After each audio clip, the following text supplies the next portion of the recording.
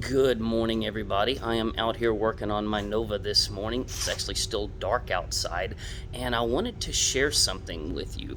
A lot of folks that come to us that buy a two-post lift, they're shopping for their lift based on capacity. They're looking at lifts and they say, well, I've got an 8,500-pound truck, and I guess I'll look at a 9,000-pound two-post lift. And I understand that logic, but I just want to introduce something that's a little bit different to your train of thought to at least consider for a minute. If we have a look at this lift behind me, the lift that I use here at my shop at home, this is a Launch 11K certified two-post lift. Now, it's an 11,000-pound lift. If you divide that by 4, that means that one of those arms can support 2,750 pounds. Well, here's the thing. I got this thing because I wanted to be able to lift my 8,200-pound diesel truck, which I occasionally do. But there's a huge benefit in using a big lift on a car, and I want to share that with you.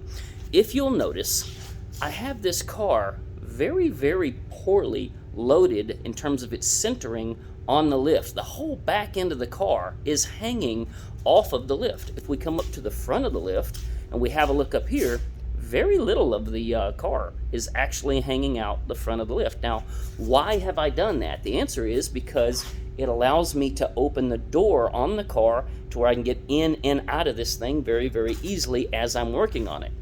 If this was a smaller lift, I would not be willing to load this car onto this lift like that, because all of a sudden you might be overloading that arm. But realistically, a 1967 Nova is a 2,950-pound car.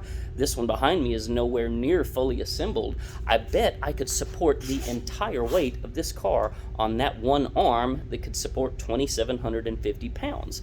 And so as a result, I've got this thing just completely hanging off the back of the lift, and I can get away with that because it's a great big 11,000-pound lift holding up a lightweight car. Now, there's 3 things that I want to introduce to your train of thought here. If you're wanting to do this as I am, make sure you get a lift that has a really, really long arm. If that was a short arm and you were picking up towards the middle of the car, it wouldn't be stable. But because that arm there is so long, I'm able to pick up from the back of the car here. So despite the fact that it's hanging way off the lift, it's not rocking, and teetering on falling off of the lift because that arm is so long. I'm also, of course, able to get away with that because the capacity of those arms, those things are way stronger than is necessary for lifting this car.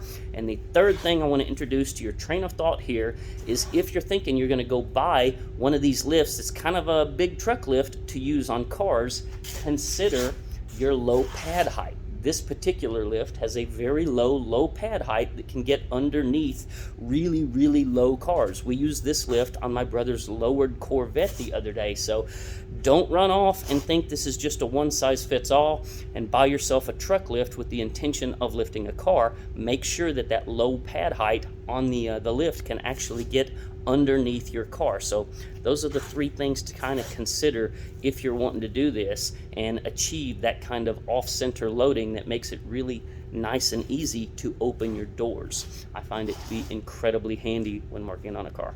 Hope this helps some folks out there. Y'all have a great Wednesday.